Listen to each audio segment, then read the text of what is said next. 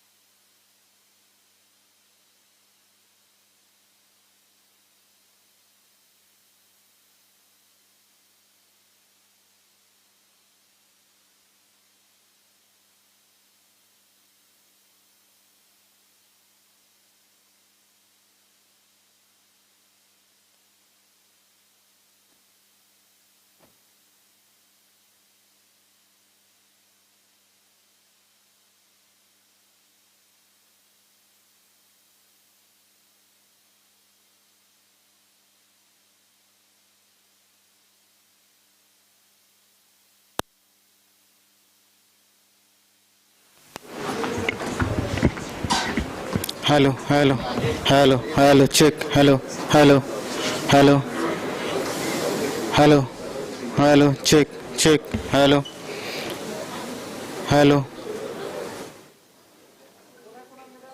hello, hello, hello, check, hello,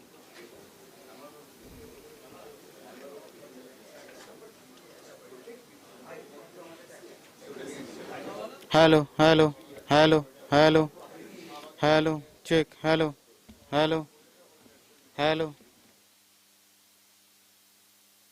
hello, hello, hello, check, check, hello, hello, hello, hello, hello, hello, hello, hello, hello, hello, check, hello, hello, 1 2 3, hello, hello, check, hello, hello, hello, hello, hello, hello, hello, check, hello, hello, hello, hello,